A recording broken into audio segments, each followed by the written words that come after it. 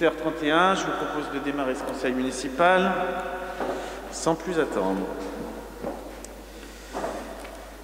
Alors, vous avez reçu le dossier de conseil, du coup, c'est un petit peu exceptionnel.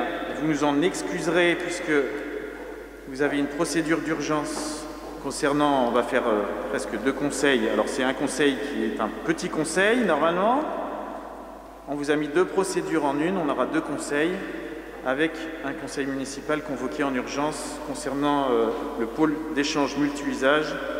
Il s'agit d'une délibération pour sécuriser la procédure et suite à une petite erreur. Vous avez dû faire une commission tout à l'heure un peu en urgence, je m'en excuse. Et ça nous semblait important de sécuriser la procédure dans le cadre des discussions avec le délégataire. Pour commencer ce conseil, j'aimerais avoir un mot, s'il vous plaît, pour un collègue que je n'ai pas connu au sein du conseil municipal, que certains ont connu, peut-être Jackie d'ailleurs. Nous avons appris ces jours derniers avec beaucoup d'émotion le décès dans sa 90e année de Maurice Breton. En ces circonstances douloureuses et cruelles pour sa famille, je souhaite bien sûr transmettre à sa fille Ghislaine et à toute la famille les plus sincères condoléances du conseil municipal. Pendant des années, il a œuvré au service de Fontenay-le-Comte en qualité d'adjoint aux affaires sociales de 1989 à 1995, mais aussi au sein de l'association de jumelage Fontenay-Diozig, qu'il a présidé pendant très longtemps. Ayant eu l'honneur de le connaître, je sais que Maurice Breton ne laissait personne indifférent. Il savait marquer les esprits, c'était une personnalité attachante. La concession Ford, qu'il dirigeait avec un dynamisme remarquable, était bien connue des Fontenaisiens. C'est une figure de Fontenay-le-Comte qui disparaît. La ville sait ce qu'elle lui doit. Des souvenirs restent présents dans toutes les mémoires et sa personnalité restera dans nos cœurs fontenaisiens. Le plus bel hommage que nous puissions évidemment lui rendre à présent est de continuer à faire vivre et à développer notre belle ville de Fontenay-le-Comte. Voilà, je vous remercie pour Maurice Breton. Je vous propose donc de passer au conseil municipal et de faire l'appel. Donc, il est, je vous pose, oui, 2 conseils. Donc, Jackie Bertin, Michel Biret, Antoine Boissineau, il est là. Stéphane Bouillot, oh là, dynamique. Ludovic Bréau, Madame Champarneau, ah voilà, excusez-moi. Sophie Dabin, voilà. Patricia Drouin, vu. Monsieur Foulonneau-Mathieu, voilà. Hugues Fourage est absent, à donner pouvoir à Madame Roussillon, voilà. Stéphane Gerbeau est absent, à donner pouvoir à Jean-Paul. Ça, Jean-Paul, Stéphanie Grouin, elle est présente. Anne-Lise Guignard. Voilà. Philippe Guillonnet, je l'ai vu. Bon, Ludovic, il est là. Anouette, elle est là. Claire Louvrière. Ghislaine Légeron. Mathias Lemoine. Jean-Paul, il est là. Albriel Memto, présente. Pierre-André, là. Philippe Minier, vu. Jean-Pierre Pétorin, il est là. Manon Quignou est absente, à donner pouvoir à Madame Drouin. Christelle Roux, elle est là. Christelle Roussillon, vu. Sylvie Saint-Cyr, présente. Geneviève Ségui est absente. Christelle Trudeau, Sébastien Verdon, Benjamin Vergniaud et Dominique Bérac-Gris.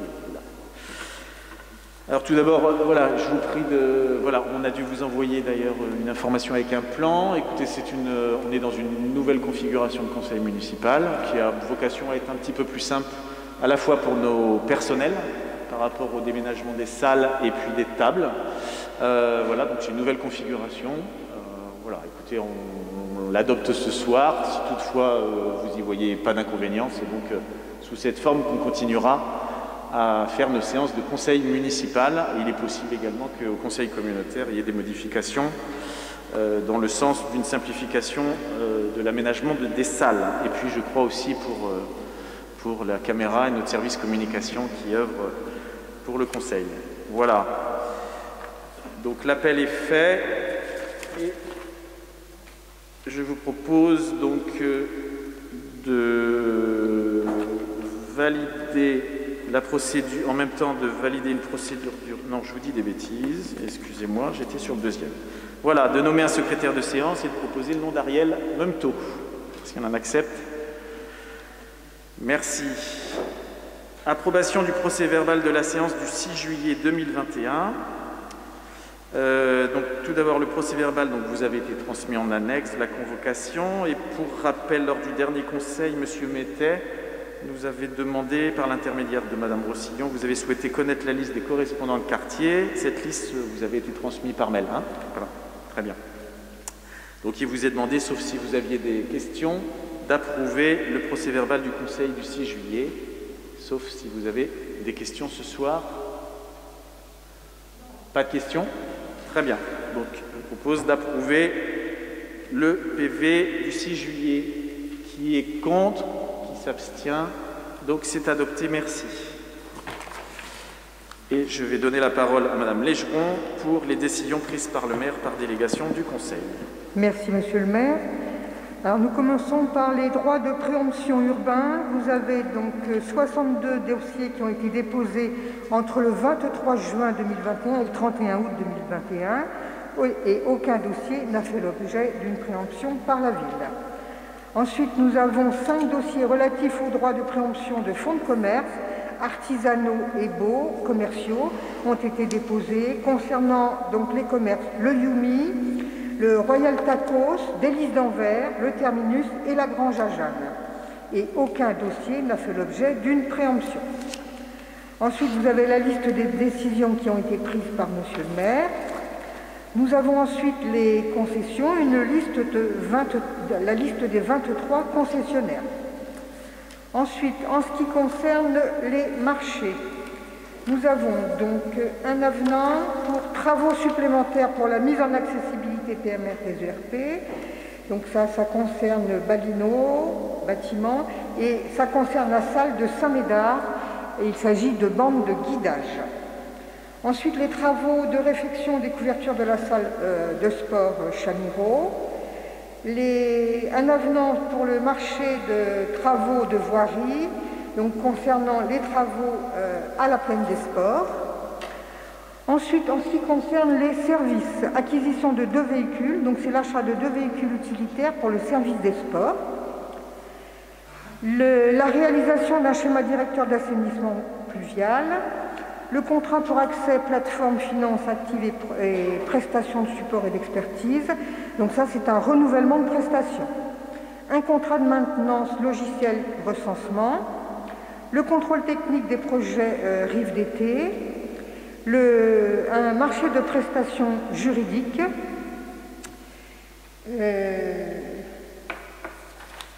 Voilà. Ensuite, un avenant au contrat de location d'entretien des vêtements de travail. Un contrat de maintenance, climatisation et rideaux air chaud et une mission SPS désamiantage et démolition des bâtiments annexes sites des OPS, ça concerne les anciens bains-douches.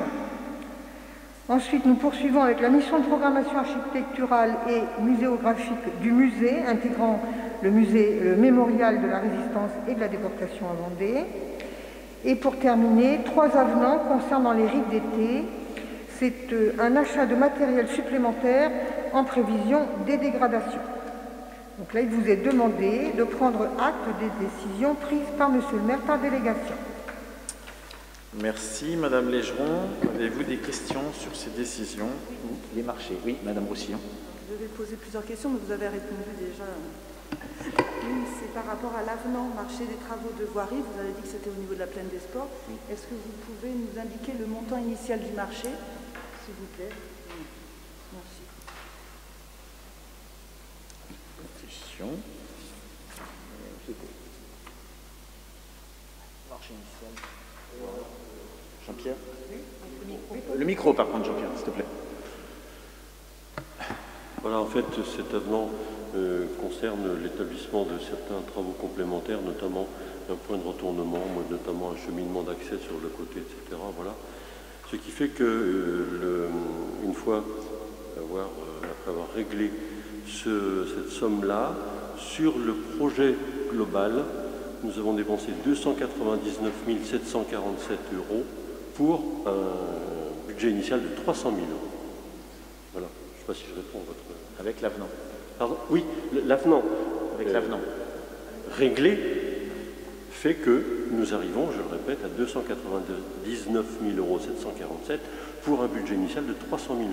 En fait, il y avait sur les travaux réalisés un petit bonus là, qui fait que ça nous a permis de réaliser, n'est-ce pas, ces aménagements complémentaires. Travaux-là, en complément. Une autre question à la motion? Non? D'autres questions? Oui, Madame Vérac. Oui. À propos des décisions prises par le maire, nous voudrions avoir quelques précisions en ce qui concerne, en l'occurrence, les dépôts sauvages. Il est noté dans l'annexe qu'il y aurait une verbalisation à hauteur de 400 €, mais qui dépendrait des volumes et des dimensions des dépôts sauvages. Pourquoi faire entrer cette notion de dimension et de volume dès lors que c'est un dépôt sauvage? Moi, il me semble qu'on doit verbaliser dès lors qu'on a identifié la personne. Parce que on peut supposer aussi que les personnes comprennent assez vite le système et déposent de façon aléatoire des petits sacs au lieu de... Voilà. Ça, c'était la première chose. Donc moi, je verbaliserai dès lors qu'il y a un dépôt sauvage. Il n'y a pas de raison. Voilà, clairement. Il faut quand même que les gens fassent preuve un peu de civisme et qu'on leur apprenne un petit peu à vivre. On peut se rejoindre. Voilà. Deuxième chose, la location, le prêt du véhicule par Sicodem, c'était uniquement pour la période estivale? Non. Parce que c'est noté durant 2 mois, 17 juillet, 17 septembre. Alors est-ce que ça se poursuit? Ça concerne Fontenay ou... Enfin, a priori, c'est noté territoire de Fontenay, donc ça veut dire que c'est la communauté de communes de Fontenay. Non, c'est Fontenay, parce que c'était noté... Je peux vous répondre si vous voulez. On va faire dans l'ordre. Il y a une autre question, Dominique? Voilà. Alors, on va peut-être répondre à la première sur les dépôts sauvages, peut-être Sébastien. Alors, désolé, je vous tourne le dos, mais concernant la verbalisation, elle est déjà effective sur les dépôts sauvages traditionnels à hauteur de 135 € comme la loi le permet. Pour information, depuis le début de l'année, on est à un peu plus de 200 verbalisations sur ce sujet-là. La décision prise par le maire dont on parle est en fait un recouvrement. C'est un calcul par rapport au coût des services publics pour ramasser des dépôts sauvages d'envergure et qui viendrait donc en recouvrement, en complément de la verbalisation de base qui est de 135 €. Donc c'est bien et une arme dissuasive et un moyen également de pouvoir payer les frais inhérents à ce type de dépôt sauvage. Mais voilà, il y a déjà 135 € de verbalisation, comme j'ai pu vous le dire. Ouais. Ce qui veut dire que dès lors qu'il y a un dépôt sauvage, quelle que soit sa taille, il y a au moins 135 € de verbalisation. C'est bien ça? Tout à fait. Oui. D'accord. Et alors du coup, les 400 €, j'imagine que ça ressemble un peu aux encombrants qu'on avait l'habitude de déposer. Enfin, ça pourrait être ça quand on parle de dimension et de... Alors pourquoi on ne pourrait pas envisager de refaire, il y a 25-30 ans sur Fontenay, on avait un passage d'encombrant. Alors est-ce que c'est des choses qu'on peut imaginer? Ça fait aussi partie des choses en parallèle qui sont en cours. L'un n'empêche pas l'autre, c'est-à-dire que mettre des moyens pour éviter que ça arrive, mais aussi des moyens pour, comme vous l'avez dit, taper dessus quand ça arrive. Voilà, c'est notre job de prévoir les deux. Alors, je vais laisser la parole à M. Bouillot, mais évidemment, vous l'avez bien compris, notre action, c'est effectivement à la fois de la répression, parce qu'à un moment donné, ça suffit. Tout ça, ça a un coût pour la collectivité, et il n'y a pas de raison, vous l'avez dit tout à l'heure, ça s'impose à nous tous, et donc chacun doit faire un effort sur la gestion de ses déchets, et tout ça, ça coûte effectivement, ces dépôts sauvages, ça coûte beaucoup trop cher à la collectivité. Donc comme l'a dit Sébastien, il y a bien sûr une amende de 135 €, et je peux vous dire qu'on en a envoyé un paquet. Voilà, malheureusement c'est pas encore suffisant, mais ça commence à se savoir. Alors elles sont payées. Alors on n'a pas tous les retours, parce qu'évidemment il faut avoir les retours du trésorier, mais pour le coup, enfin peut-être on a des chiffres peut-être plus précis. On est passé au PV électronique, donc en fait une fois que nous on a dressé le procès verbal et une fois que le contrevenant a validé entre guillemets, ça part. Après on a à date, à ma connaissance, aucun moyen de savoir si les amendes sont payées. On sait qu'elles sont distribuées, après c'est plus entre nos mains pour le suivi du paiement de ces verbalisations.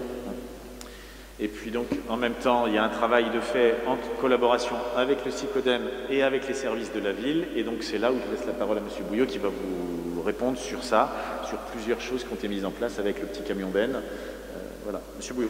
Donc c'est dans le cadre du plan d'action pour la lutte contre les dépôts sauvages sur les villes de Fontenay-le-Comte. Il y a plusieurs actions qui sont mises en place. La première, vous l'avez vu, c'est de ramasser les dépôts sauvages tôt le matin avant le passage du camion de collecte. D'où cette convention entre la ville et le SICODEM, puisque c'était plus simple d'utiliser une microbombe, c'est-à-dire un petit camion du SICODEM pour ouvrir les sacs, c'est la ville qui fait ce travail-là, verbaliser s'il le faut et mettre dans un microbombe du SICODEM. C'était un essai sur 2 mois. Et comme ça a été concluant, puisqu'on se rend compte quand même que quand c'est propre à 8 heures, il y a un peu moins de dépôts sauvages dans la journée, donc c'est efficace, donc c'est poursuivi. On continue l'action, bien sûr, cette convention sera reconduite entre le SICODEM et la ville. Et en parallèle, bien sûr, il y a d'autres actions qui sont mises en place pour limiter les dépôts sauvages. On parlera plus tard d'embellissement, d'enterrer, on parlera de plusieurs actions, mais celle qui va arriver bientôt, on en reparlera en commission environnement. Elle n'est pas totalement finalisée, mais il s'agit de la collecte des encombrants sur le cœur de cité, puisqu'on maintenant c'est le cœur de cité, en lien avec le SICODEM, bien sûr, c'est le SICODEM qui le mettra en place, mais avec une participation de la ville et de l'habitant. Mais c'est prévu, normalement pour le 1er janvier, si tout va bien, on va se revoir entre le SICODEM et la ville pour mettre en place cette collecte des encombrants sur inscription. Et vous l'avez bien compris, c'est un travail collaboratif entre le SICODEM et la ville, puisque d'abord, il y a des verbalisations qui sont effectuées par nos deux nouvelles personnes, d'ailleurs 2 agents de la police municipale qu'on a recrutés.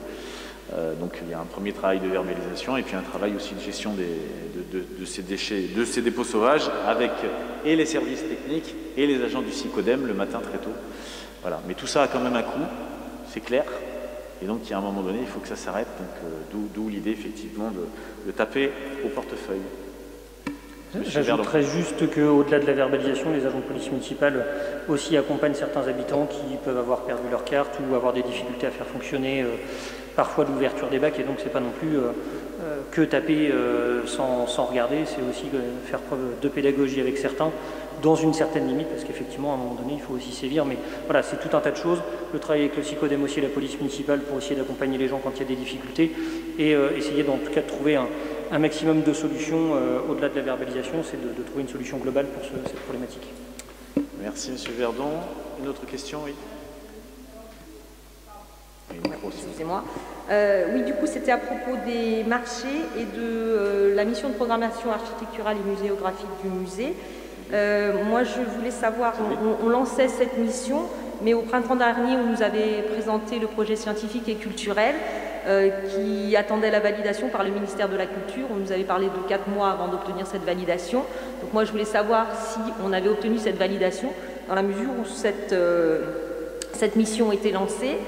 Et deuxième question, il doit y avoir une petite coquille dans le montant hors taxe et le montant TTC, à savoir que dans la note explicative de synthèse, on donne un montant hors taxe avec un montant TTC à 101 880 € et dans les annexes, on est à un montant TTC à 84 900. Donc on a 16 000 € d'écart de TVA. Le hors taxe et TVA.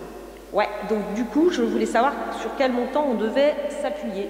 Est-ce que c'est 84 000 TTC ou est-ce que c'est 101 000 TTC 101 880. Et bien dans les annexes, c'est 84 000 TTC. On pourrait donc... on va revérifier. On va regarder.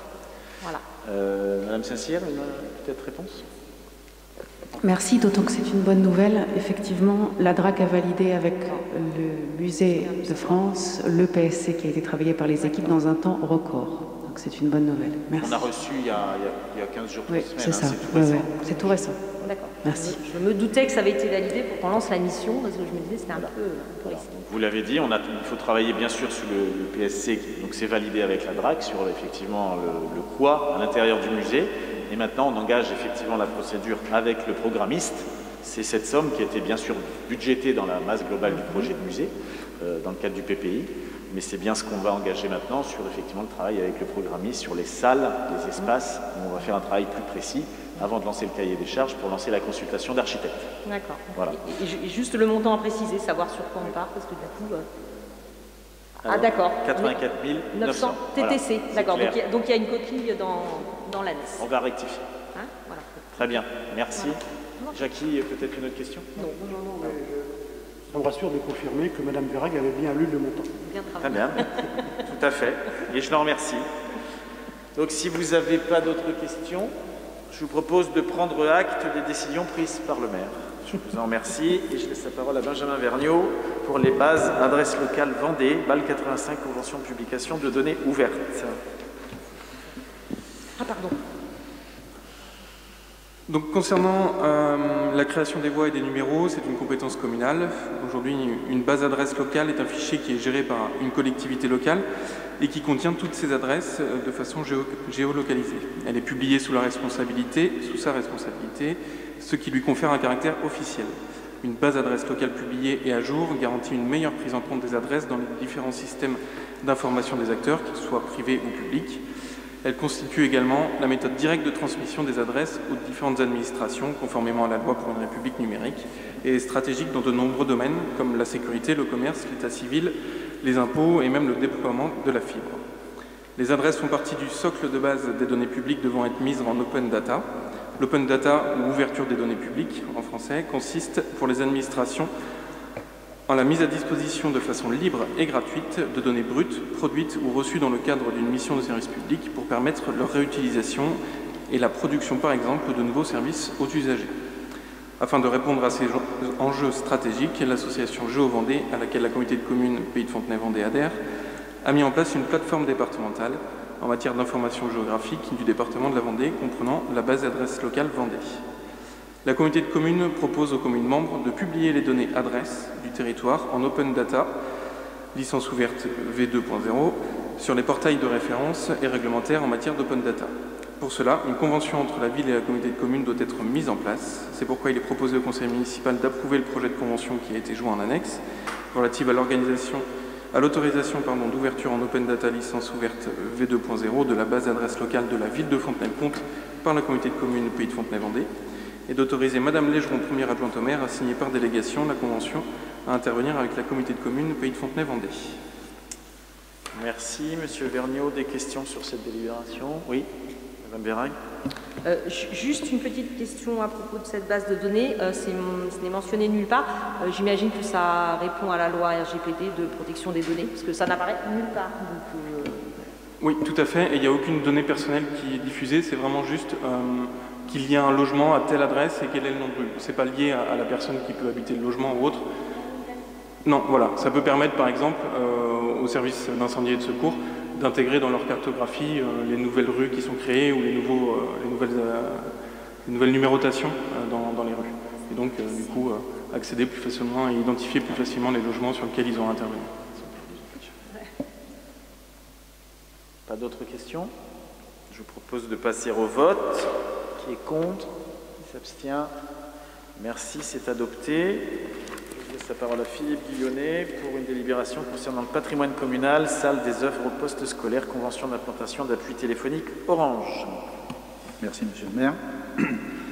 Dans le cadre des opérations d'entretien et de mise en valeur de son patrimoine, la ville de Fontenay-le-Comte va réaliser la démolition des hangars et anciens vestiaires situés en bordure de la salle des œuvres post-scolaires, dans le prolongement de l'ancienne conciergerie et des anciens bains-douches. Or, il y a sur ces bâtiments désaffectés et en très mauvais état l'appui d'une ligne téléphonique Orange qu'il convient de déplacer au préalable. Le déplacement impose la réalisation d'un nouvel appui et l'autorisation de passage pour l'opérateur à formaliser selon une convention type. En annexe, vous trouverez le projet de convention. Il est proposé au conseil municipal, vu les articles L 2111-1 et suivants du Code général de la propriété des personnes publiques, vu le projet de convention, considérant que dans le cadre des opérations d'entretien et de mise en valeur de son patrimoine, la ville de Fontenay-le-Comte va réaliser la démolition des hangars et anciens vestiaires situés en bordure de la salle des œuvres postscholaires, dans le prolongement de l'ancienne conciergerie et des anciens bains-douches. Considérant qu'il y a sur ces bâtiments désaffectés et en très mauvais état l'appui d'une ligne téléphonique Orange qu'il convient de déplacer au préalable.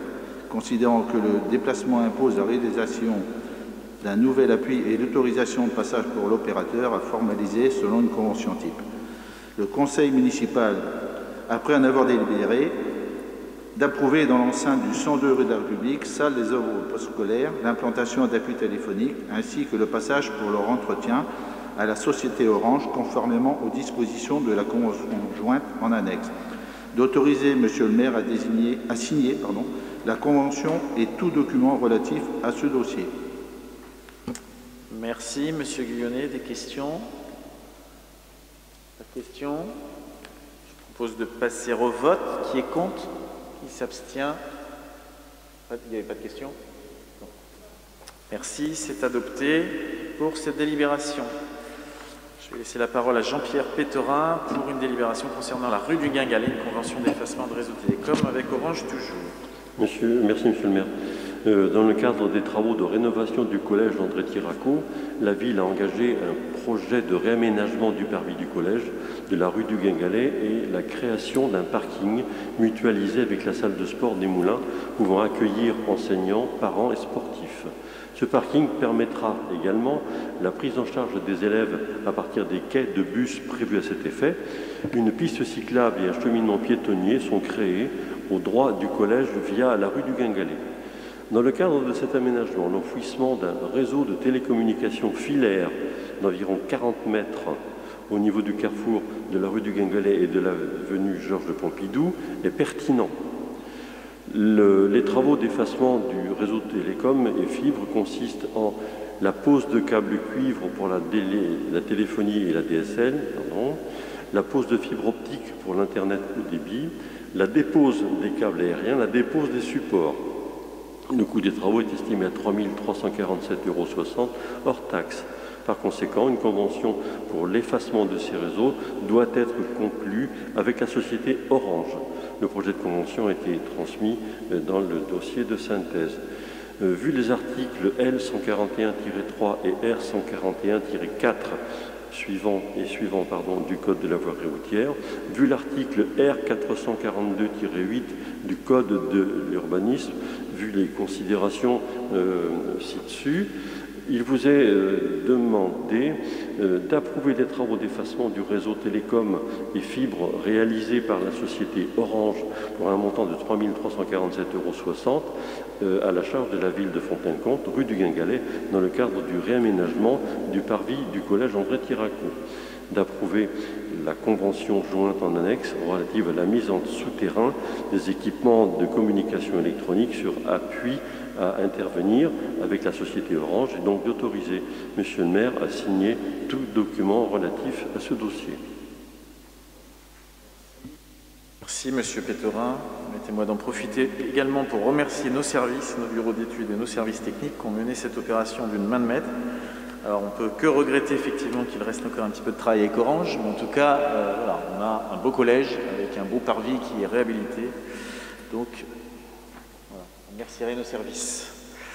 Avez-vous des questions sur cette délibération? Pas de questions? Je propose de passer au vote. Qui est contre? Qui s'abstient? Merci, c'est adopté.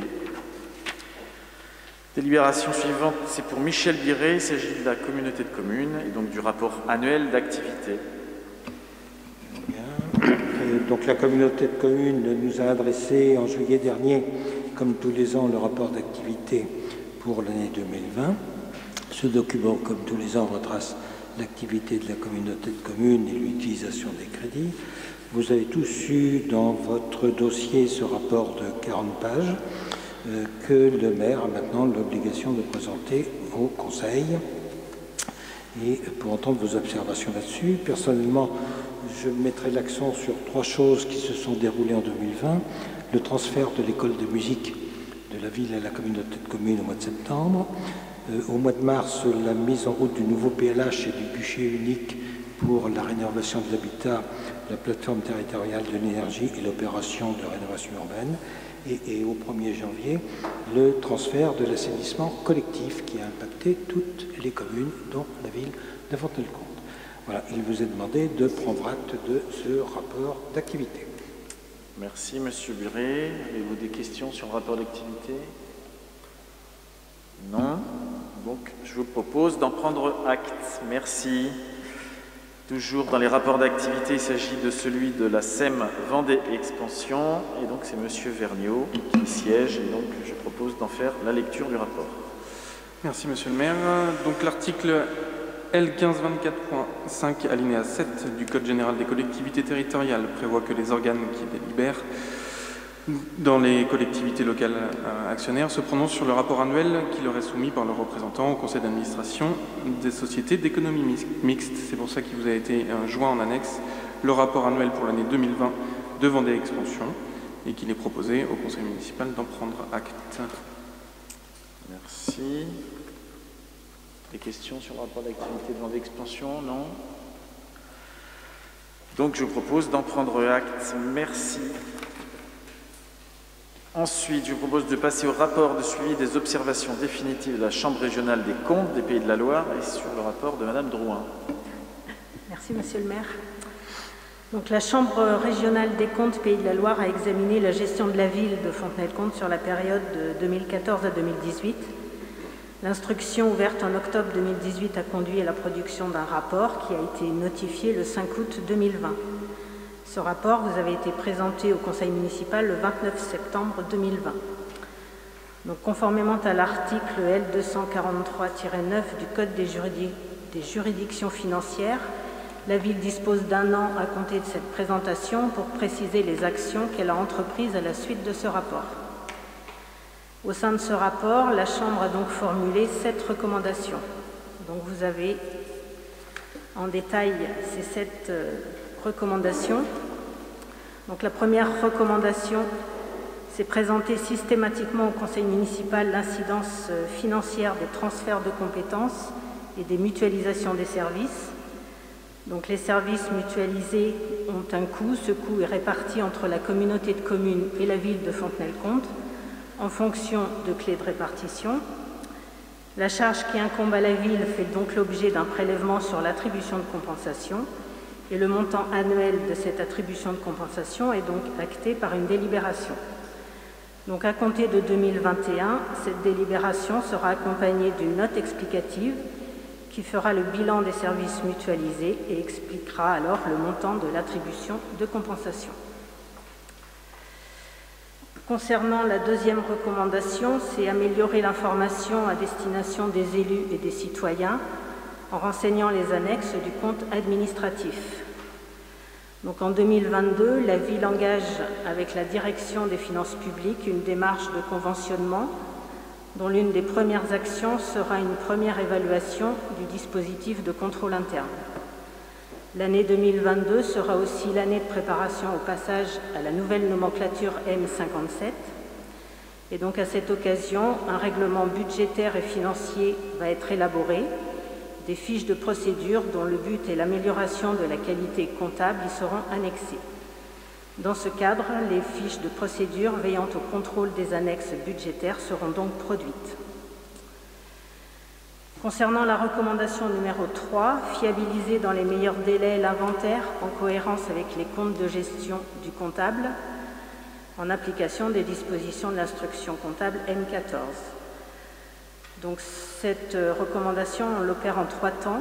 Il y a d'abord un recoupement de l'actif qui est tenu par la ville, puis l'actif tenu par le comptable au 31 décembre 2020, afin de traiter les incohérences et que les 2 actifs soient conformes.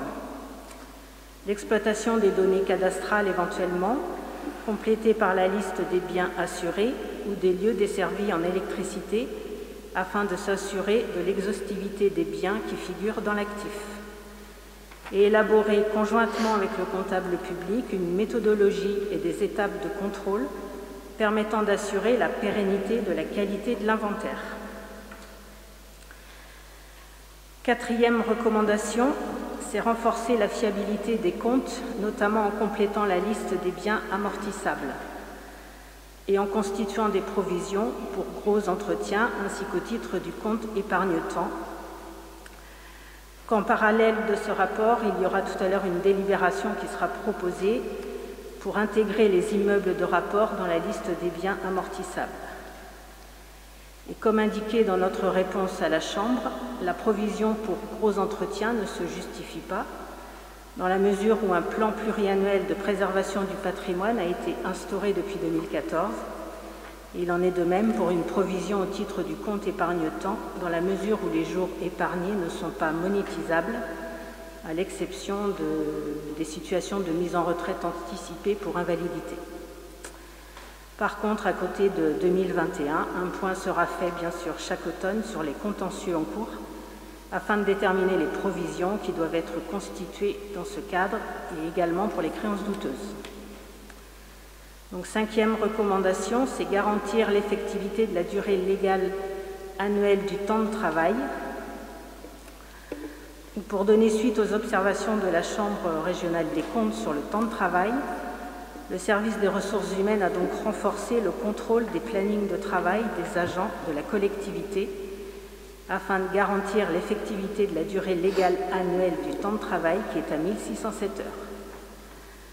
Donc, premièrement, il y a un fonctionnement du suivi des plannings de travail. Il y a dans chaque service un référent planning de travail qui est chargé de suivre et de contrôler les plannings des agents pour être conforme au protocole RTT. Après avis favorable du comité technique en 2018, le protocole RTT est donc applicable à tous les agents. On a donc intégré au 1er janvier 2019 les agents de l'espace culturel René Cassin ainsi que les agents de police municipale. Et en fin d'année 2020, une vérification des plannings de travail est donc réalisée pour vérifier que les 1607 heures annuelles sont bien respectées. Et après avis favorable du comité technique du 7 juillet 2021, ce protocole RTT a encore été modifié et complété pour le cas spécifique des agents des écoles, toujours dans l'objectif de garantir cette durée légale annuelle de 1607 heures sans acquisition de jours RTT. Et pour sa première année de mise en place, les plannings de travail des agents des écoles feront donc l'objet d'une synthèse à la fin de l'année scolaire 2021-2022. En synthèse, il y a donc modification du protocole afin d'intégrer les agents de l'espace culturel René Cassin et la police municipale.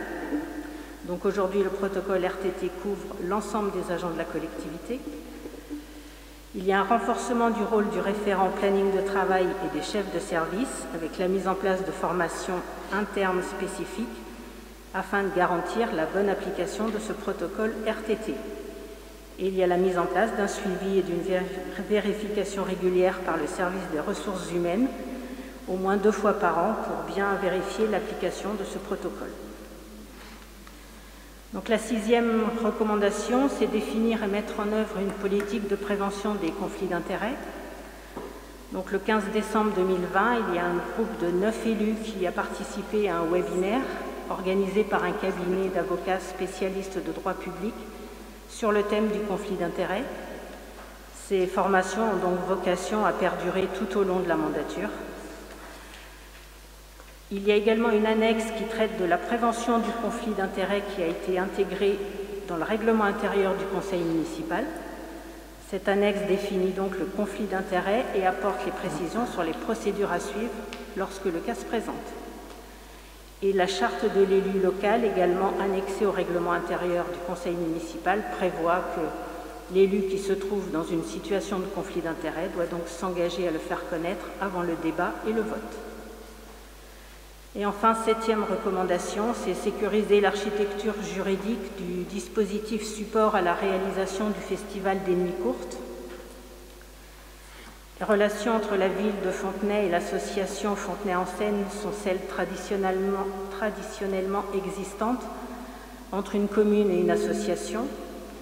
L'association est dotée d'une totale autonomie juridique et financière par rapport à la ville. Elle est seule à décider de la programmation de son activité. Elle n'est pas attributaire d'une mission de service public culturel ou de dévolution de mission de service public. On notera donc par ailleurs l'absence de but lucratif de l'association Fontenay en Seine. Il est donc clair que l'association n'intervient pas sur un secteur concurrentiel. Et en l'absence de commande publique, il n'est pas possible de transformer les rapports entre cette association et la ville en marché public ou en DSP. Néanmoins, pour tenir compte des observations de la Chambre à cet égard, la ville réfléchit à mieux formuler sa convention avec l'association Fontenay en Seine dès lors que les conditions sanitaires pourront permettre une pleine reprise du festival. Il est donc proposé au conseil municipal de prendre acte de ce rapport qui présente les actions entreprises suite aux observations définitives de la Chambre régionale des comptes, et d'autoriser Monsieur le maire à communiquer à la Chambre régionale des comptes le dit rapport. Merci Madame Drouin. Je propose de changer parce que Madame Roux, à juste titre, m'a montré qu'on avait marqué des conflits d'intérêts. Alors c'est vrai qu'il est l'heure bientôt de passer à table. On va peut-être corriger le mot de conflit d'intérêts sur le rapport. Merci. Blague à part, avez-vous des questions, des observations sur le rapport de la Cour des comptes? Oui, Monsieur Le Bertin. Oui, merci Monsieur le maire.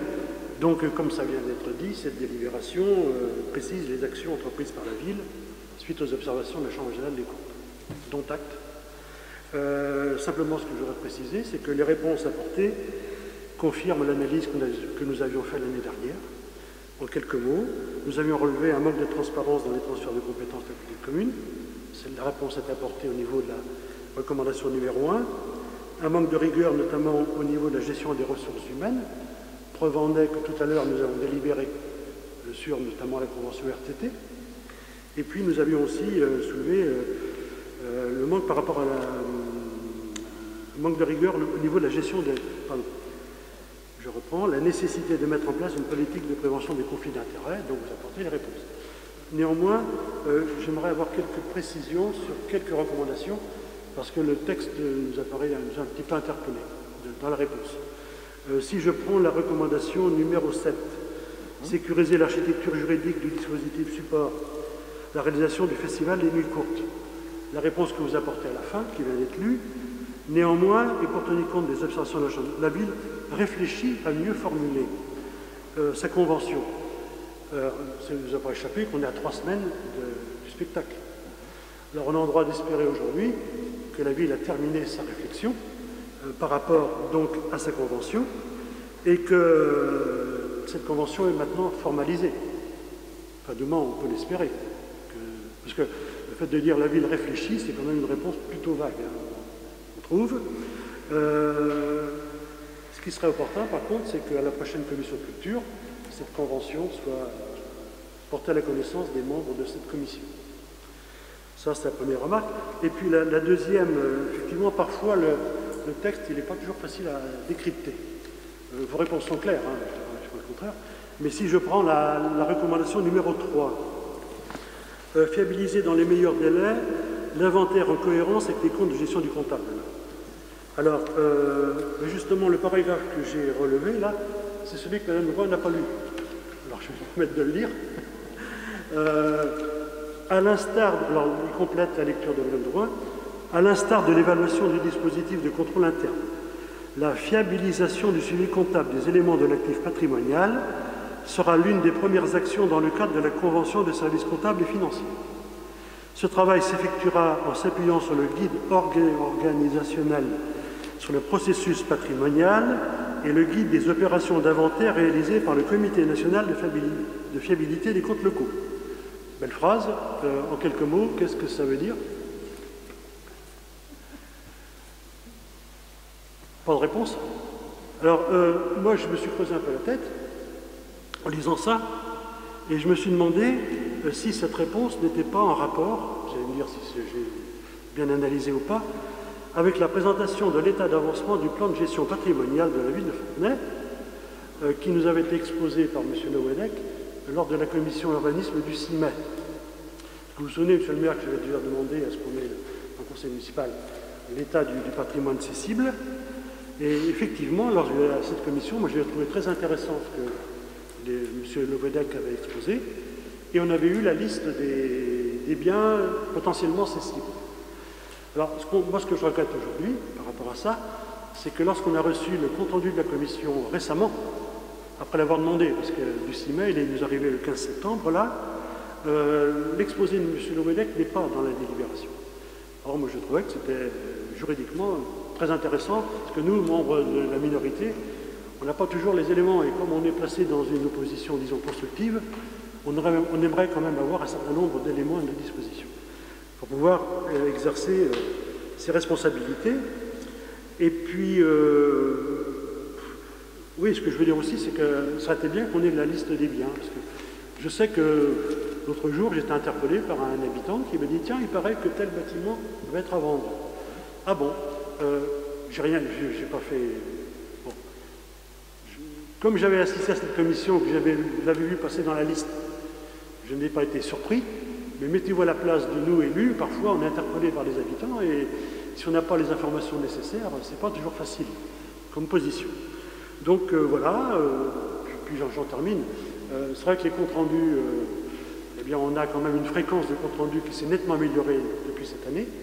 Ce qui sera encore bien, mieux, si vous voulez, c'est que de temps en temps, il y ait tout dans le compte rendu. Parce que parfois, il y a des choses qui ne sont pas écrites. Il y a des manques, quoi. Alors c'est un peu dommage. Donc c'est bien, mais peut mieux faire. Voilà, monsieur le maire, quelques observations par rapport à ce rapport. Merci, monsieur Bertin. 2-3 éléments. Je rappelle que ce rapport de la Cour des comptes nous invite à s'améliorer, je dirais tout à chacun d'ailleurs, parce que vous avez évoqué tout à l'heure le rapport protocole, il n'est pas récent, puisqu'il date, je crois, de 2000, je ne veux pas dire de bêtises, je ne sais pas si c'est pas 2001 ou 2010, je ne sais plus, donc il n'est pas nouveau. Voilà, donc il n'est pas nouveau, donc évidemment, voilà, c'est pas pour ça qu'au-delà des mandatures des uns et des autres, c'est pas pour ça qu'on peut tous s'améliorer vers plus de transparence, vers plus d'efficacité. C'est d'ailleurs le sens des délibérations qui vont venir derrière, et c'est bien sûr un objectif. Certaines décisions, et c'est ce qu'on a fait remarquer, ont déjà été prises. Je pense au conflit d'intérêts, puisque certains élus ont fait des formations dans ce sens-là. Je ne sais pas si la minorité l'a fait, mais en tout cas, pour la majorité, ça a été fait ou proposé.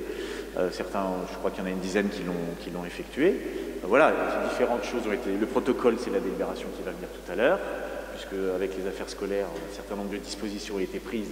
Le temps qu'évidemment on puisse travailler avec les agents, que ça passe en CT, et, voilà, il y a un certain nombre de dispositions qui sont nécessaires.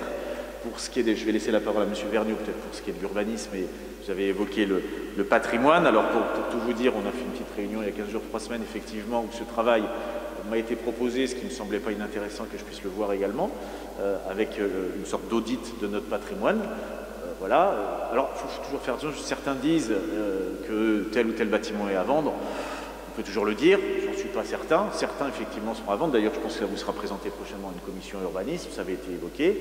Donc, il nous semblait nécessaire aussi un petit peu qu'on regarde, au vu du projet de la mandature, sur tel ou tel bâtiment, si on avait des projets éventuellement dans le cadre de notre programme, et puis éventuellement il y aura une discussion qui va s'ouvrir effectivement dans le cadre de la commission urbanisme sur ce patrimoine. Donc peut-être voilà ce que je peux vous dire. Je ne sais pas si j'ai répondu à toutes vos questions, monsieur Bertin, mais c'était en gros ce que je voulais apporter comme réponse. Peut-être monsieur Vergniaud, peut-être quelques réponses. Oui, quelques éléments sur le compte-rendu et du coup son annexe. Donc en effet, il y a le compte-rendu de cette commission urbanisme a été envoyé tardivement avec une partie seulement de la présentation qui avait été faite par les services qui en effet était plus que pertinente. Et l'idée, elle était bien là de ne pas semer la confusion sur la différence entre le patrimoine cessible et le patrimoine qui est en vente. Au cours de la commission, on a vu beaucoup de bâtiments de la ville qui sont cessibles, mais ce n'est pas pour ça qu'ils sont dans une procédure de vente active. Et aussi, si la diffusion a été partielle, c'était pour ne pas avoir certaines informations, comme on l'avait pu échanger. Les montants qui ont pu être évoqués suite à des avis des domaines ne font pas partie d'informations qui sont communicables, ce qui peut s'entendre dans le cadre de négociations sur le patrimoine de la ville. Mais ce qui va être fait, c'est une information régulière justement sur ce qui est vraiment en vente, et là où il y a des négociations qui peuvent être en cours sur le patrimoine de la ville, pour que vous puissiez avoir respectivement toutes les informations sur ces démarches qui sont entreprises. Merci monsieur Vergniaud. Non, je croyais qu'il y avait une question. Voilà, donc écoutez, voilà. Ce que je veux quand même rappeler, et ce qui est important, et c'est marqué noir sur blanc, c'est pas moi qui le dis, parce qu'évidemment ce ne serait pas objectif, mais c'est la Cour des comptes, donc on peut considérer que c'est vrai. Rappelle quand même, et c'est là l'essentiel, que la ville est bien gérée et que sa gestion est saine. Une fois qu'on a dit ça, c'est pas pour ça qu'on ne peut pas s'améliorer et être plus vertueux, et c'est en tout cas le sens de ce qu'on essaye de mettre en place. En même temps, c'est important, on peut décider de le faire quand on est élu, c'est mieux aussi quand on a du personnel compétent pour le faire, c'est plus facile. Et il ne vous a pas échappé qu'on avait un directeur des finances désormais à la ville et qu'on avait aussi un DRH qui est arrivé récemment. Il y en avait déjà, mais il y a eu des vacances parfois. Donc là, c'est nécessaire. Il y a une équipe désormais qui est effectivement aux affaires avec les élus, et c'est quand même beaucoup plus confortable pour améliorer les choses. Voilà, donc je vous propose, s'il n'y a pas d'autres observations, de prendre acte de ce rapport. Merci. Et donc tout de suite, on va s'y employer puisque ça fait partie des dispositions. Donc c'est moi d'ailleurs qui vais vous lire la délibération. Il s'agit du personnel communal, du protocole d'accord d'aménagement et de réduction du temps de travail. Donc nous allons le modifier. Donc dans son rapport d'observation concernant les exercices 2014 et suivants, la Chambre régionale des comptes des Pays de la Loire a formulé la recommandation de garantir l'effectivité de la durée légale annuelle du temps de travail fixée à 1607 heures.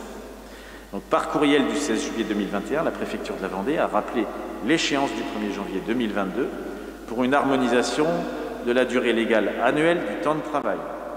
Aujourd'hui, le respect de la durée légale annuelle du temps de travail fixée à 1607 heures est assuré dans l'ensemble des services de la ville, à l'exception des agents des écoles.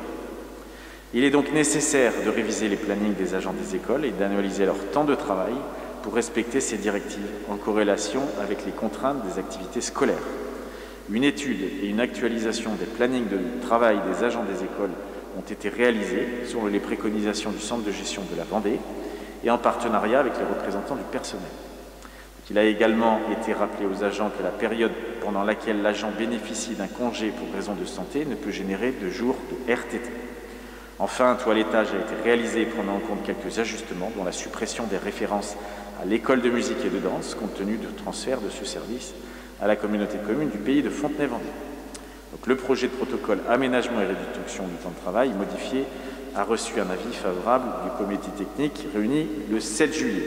Voilà, je veux juste rajouter qu'évidemment, je ne veux pas laisser penser que nos agents dans les écoles ne faisaient pas leurs 1607 heures. Il y avait besoin évidemment d'ajuster quelques éléments. C'est ce qui a été fait en accord avec le personnel et c'est une bonne chose. Voilà, donc je vous propose donc de délibérer, effectivement, considérant effectivement que la mise en œuvre du protocole a permis de constater, avec le recul nécessaire et en collaboration avec les représentants syndicaux, l'utilité de rappeler aux agents que la période pendant laquelle l'agent bénéficie d'un congé pour raison de santé ne peut générer de jours de RTT et de supprimer toute référence à l'école de musique, comme je viens de vous le dire, et considérant également l'avis favorable du CT du 7 juillet, donc on vous propose d'approuver les dispositions du protocole d'accord modifié, donc qui se substitue au protocole du 30 novembre, vous voyez, 2001, donc ça ne date pas d'hier, et de ses modifications, et d'autoriser M. le maire à signer le protocole d'accord modifié. Voilà, si vous avez des questions. Oui. Oui, Madame Chaparnon. Voilà, ça y est. Oui, je voulais juste intervenir par rapport au manque d'informations concernant la méthode relative à la mise en conformité avec le passage aux 1607 heures annuelles prévues par la loi TFP 2019. Je trouve que c'est regrettable. Voilà. Cette méthode a-t-elle consisté à repenser les cycles de travail de manière à réduire en priorité le nombre d'agents à temps non complet, donc en situation de précarité, ou à revaloriser via le régime indemnitaire les agents qui vont travailler plus avec le même traitement indiciaire? Quid de la recherche de l'amélioration de la qualité de vie au travail dans la méthode? In fine, pouvez-vous nous dire quel était l'écart entre le temps de travail effectif de la ville et les 607 heures réglementaires, et quelle méthode a été retenue et a été mise en place pour parvenir à cette nouvelle obligation réglementaire? Merci, Madame Chaparnon. Madame Rowe, des éléments, peut-être micro. Alors, au niveau de la méthode, en fait, tout a été vraiment fait de concert avec les syndicats et les agents, en parfaite harmonie, et au contraire, l'idée c'était vraiment de consolider les postes et pas du tout de fragiliser, ce qui était le cas auparavant, sur les recommandations des syndicats. Donc on a complètement suivi. Donc ce qui veut dire qu'il n'y aura pas de création de postes supplémentaires pour compenser l'insuffisance du personnel? En l'état actuel des choses, tout est concordant. Tout est concordant.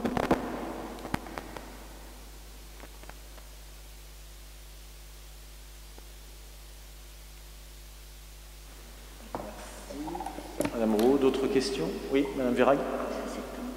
Micro, s'il vous plaît. Juste une petite remarque à propos de la phrase qui est ajoutée, à savoir qu'il a été également rappelé aux agents que la période pendant laquelle l'agent est à congé pour raison de santé ne peut générer de jours de RTT. Moi, c'est une petite phrase qui me froisse un peu de l'avoir ajoutée.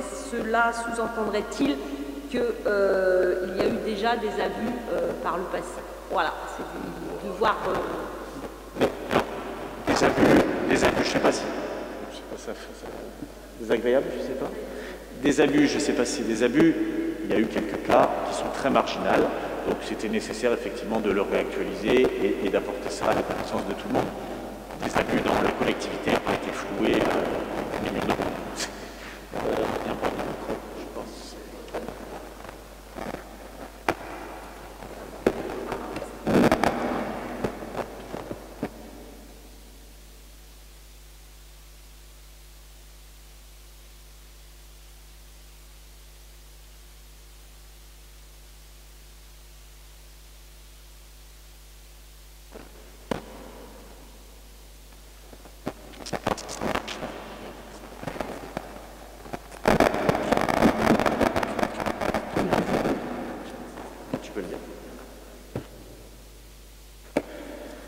Très bien. Donc, je vous propose d'approuver les dispositifs du protocole d'accord, modifiés. Je vais faire 100. Alors.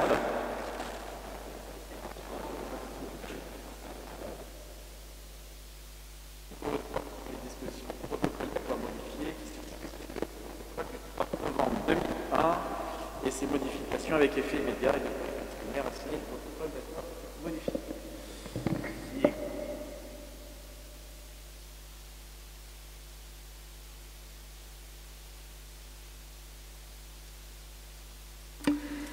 Alors, concernant le tableau des effectifs, il y a donc un agent ADSEM principal première classe, 32 heures par semaine, qui part à la retraite au 1er novembre 2021. Cet agent sera remplacé par un adjoint d'animation qui est aujourd'hui à 28 heures par semaine, dont le temps de travail passera donc à 32 heures par semaine au 1er octobre. Et en complément, un agent contractuel sera titularisé sur un 28 heures par semaine. Donc il est donc proposé au conseil municipal d'approuver le tableau des effectifs avec suppression de postes, création de postes. Merci Madame Drouin. Des questions sur ces modifications au tableau des effectifs? Pas de questions. Je vais passer au vote. Qui est contre? Qui s'abstient? Merci pour ces ajustements. Délibération suivante, Madame Drouin, toujours, concernant la fixation des durées d'amortissement. Donc, comme on l'a vu tout à l'heure dans le rapport de la Chambre régionale des comptes, celle-ci recommandait à la ville de Fontenay-le-Comte d'intégrer les immeubles de rapport dans la liste des biens amortissables. Ils sont donc intégrés dans la liste, en compte 2132, et ils seront amortis sur une durée de 15 ans. Donc c'est simplement l'ajout d'une ligne sur tout le tableau des biens amortissables. Il est donc proposé au conseil municipal de fixer pour 2021, pour le budget principal et les éventuels budgets annexes, les durées d'amortissement par catégorie de biens, de décider l'application de la méthode de l'amortissement linéaire sans prorata temporis sur les biens acquis pour le budget principal et les budgets annexes, de fixer le seuil unitaire à 500 € dit de faible valeur, en deçà duquel les immobilisations s'amortissent sur un an, quelle que soit la durée de l'amortissement proposée dans la liste, et de dire que la présente délibération annulera.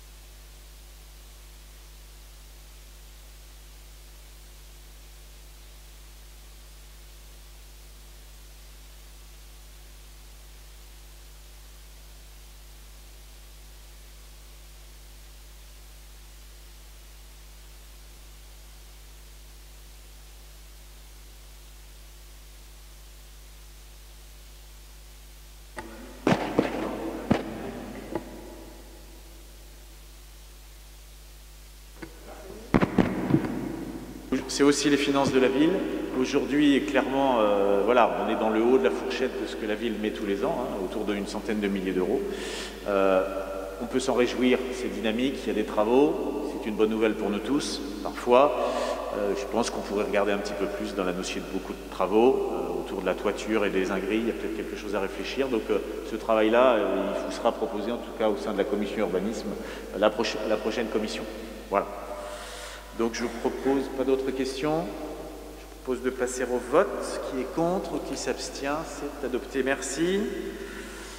Et normalement, pour ce conseil, la dernière délibération, c'est Monsieur Lemoine concernant la taxe sur les friches commerciales avec une liste proposée comme chaque année pour 2022.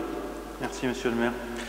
Oui, il faut savoir que ces biens taxables sont ceux qui ne sont plus affectés à une activité soumise à la CFE, la cotisation foncière des entreprises, depuis au moins 2 ans. Donc, par exemple, un local commercial qui n'est pas exploité depuis le 1er janvier 2019 devient imposable au 1er janvier 2021.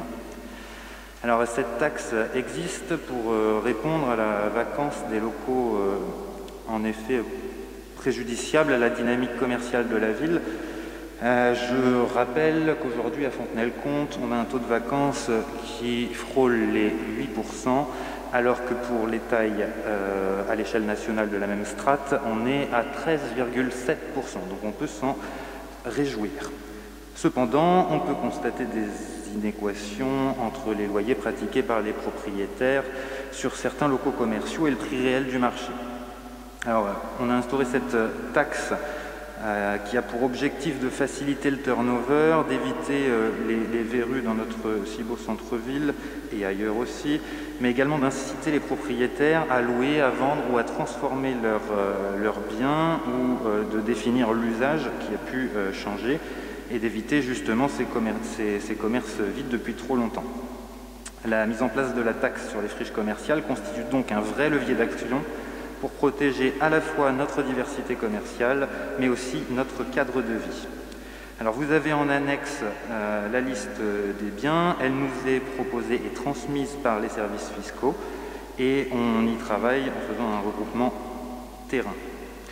Pour rappel, dans cette liste, 92 biens vous sont proposés au total, 51 déjà présents en 2020, 41 biens entrés en 2021 et 11 biens sortis. Il est donc proposé au conseil municipal d'approuver la liste des adresses des biens susceptibles d'être concernés par cette taxe et d'autoriser monsieur le maire à communiquer la liste des biens imposables aux services fiscaux. Merci. Merci monsieur Lemoine. Des questions sur ce tableau? Oui, madame Roussillon. Vous mentionnez un taux de vacants de 8%. Est-ce que vous pouvez nous préciser de quand cette date, ce taux date? Voilà. Pardon. Et puis, deuxième question, ce serait intéressant, et nous, on fait une proposition, de faire un diagnostic sur ces commerces vacants. Pourquoi pas faire des études sur les loyers, loyers moyens, les prix réels du marché, pour avoir un ensemble global. Alors pour répondre à la question, c'est ce que nos services commerce s'emploient à faire absolument tous les jours. Donc la liste des biens vacants, elle est à jour sur un fichier Excel avec les prix des loyers qui sont à jour. On a pu en discuter ensemble lors de la dernière commission, madame Roussillon. Sur les taux de vacances, on a des chiffres qui nous sont donnés par l'INSEE. On peut les calculer aussi parce qu'on connaît très bien le nombre de commerces présents à Fontenay, donc c'est quelque chose qui peut être fait. Je crois même que sur le travail de notre manager de centre-ville, le mois dernier, un chiffre m'a été apporté qui se rapproche plutôt des 7% que des 8% pour les derniers chiffres. Quand date ce 8%? Ça arrive. Le 8%, c'est pour l'année 2020. Donc, et le 7% que je vous donne, je viens de le dire, c'est il y a un mois.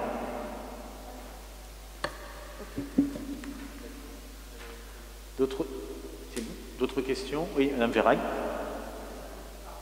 S'il marche. Durant la commission commerce, effectivement, il nous avait été présenté la liste et moi j'avais tiqué sur un commerce, enfin, en tout cas un bien qui était susceptible d'être taxé. Donc j'avais essayé de savoir et j'avais mis en contact la personne avec les services de la ville. Juste pour avoir eu le retour de cette personne-là, il faudrait que les réponses soient plus en adéquation avec les questions posées, parce qu'en fait, il s'est adressé au service de la ville lui a répondu « c'est pas nous, c'est les impôts ». Donc il est parti aux impôts, on lui a répondu « c'est pas nous, c'est la ville ». Donc à un moment, il faudrait que quand on est concerné par ce genre de choses, il faudrait qu'on réponde correctement. C'est-à-dire que la taxe, effectivement, c'est la ville qui la veut parce que c'est un levier pour éviter d'avoir nos verrues, comme M. Lemoine vient de le dire, ça c'est clair. Après, le fichier est donné par les impôts. Mais voilà, parce que la ville, autrement, n'est pas en mesure de savoir quels sont les commerces vacants. Et là, il s'est baladé entre les services de la ville et les services d'impôts, et finalement, personne ne lui a apporté une réponse correcte. Donc, quand je l'ai eu au téléphone, j'ai dit non, cette taxe, elle est voulue par la ville. Après, effectivement, il y a un fichier plus ou moins à jour des impôts. Je dis, toi, ton truc est parti, est-ce que c'est pas encore arrivé, est-ce qu'ils n'ont pas mis à jour leur fichier? Toujours est-il que ça allait se faire, et vraisemblablement, il devrait sortir de la taxe. J'ai bien vu la réponse de nos services par rapport à ce cas-là. En effet, le dossier paraît complet et n'est pas soumis à la taxe, et c'est le dossier qui devra être présenté auprès des services fiscaux. Je vous rejoins sur le fait que la réponse aurait pu être peut-être mieux redirigée. En tout cas, ce qui est certain, c'est que ce n'est pas nous qui gérons le dossier ensuite, donc l'envoi est bien vers les services fiscaux pour la suite. Oui, c'est d'ailleurs, deux, trois éléments, c'est d'ailleurs un élément de difficulté, effectivement, puisqu'on a, et je confirme, on a délibéré et qu'on a mis en place cette taxe sur les friches commerciales, et je vais vous dire, je ne le regrette pas, parce que depuis qu'on a mis en place cette friche, il y a bien des mouvements fonciers qui ont eu lieu, et je dirais que c'est... Alors, même si, évidemment, il y a des recettes qui sont importantes, j'ai plus les montants en tête, mais voilà, 70 000 €, donc c'est toujours une recette pour la collectivité qui est importante. En revanche, elle a aussi surtout... un effet incitatif pour certains propriétaires qui, depuis longtemps, n'avaient pas vraiment envie, ne s'étaient pas posé la question, que ce n'était pas urgent. Nous, on considère que c'est urgent et qu'on a trop de locaux vacants, commerciaux, et qu'il est urgent d'agir. Et donc, pour certains, sachant qu'elle est progressive, donc sur 3 ans, et qu'au bout de la 3e année, ça commence à faire un petit peu d'argent pour certains. Donc, je vous confirme que la première année, bon, pas grave, la 2e année on réfléchit sérieusement, la 3e année soit on baisse son tarif et on loue, soit on vend. Et c'est exactement ce qui se passe et c'est pour ça qu'il y a beaucoup de mutations actuellement. Je rappelle aussi que cette liste elle évolue tous les ans, que bien sûr des biens peuvent sortir et des biens peuvent rentrer, que si le propriétaire montre à la collectivité sa bonne foi, c'est-à-dire le fait qu'il a envie de vendre, parfois il veut vendre et il ne peut pas pour une raison X ou Y, mais qu'il y a une intention évidemment véritable, pas une intention masquée, évidemment, c'est une discussion qu'on peut avoir et on peut prévenir les services fiscaux pour retirer de la liste ce bien. Mais il y a aussi beaucoup de propriétaires parfois qui négligent beaucoup de choses ou qui sont beaucoup trop gourmands. Et voilà, donc je pense que c'est un signe très important. Il faut continuer dans ce sens-là, mais je veux dire c'est suffisamment souple pour prendre en considération des entrées et des sorties. Voilà. Et donc voilà, et c'est vrai qu'on a un peu de mal avec les services fiscaux parce qu'effectivement on transmet cette liste. Après, j'ai envie de dire que c'est les services fiscaux qui envoient aux propriétaires la taxe, et nous, on n'a pas toujours le retour, sauf évidemment celui qui n'est pas content, bien sûr, qui vient nous voir parce qu'il estime que c'est pas normal, ou que c'est pas vrai, ou voilà, il y a une bonne raison. Alors, parfois, il y a une bonne raison, on l'écoute, parfois, c'est pas vrai, et on maintient la taxe. C'est le sens de cette délibération. Voilà.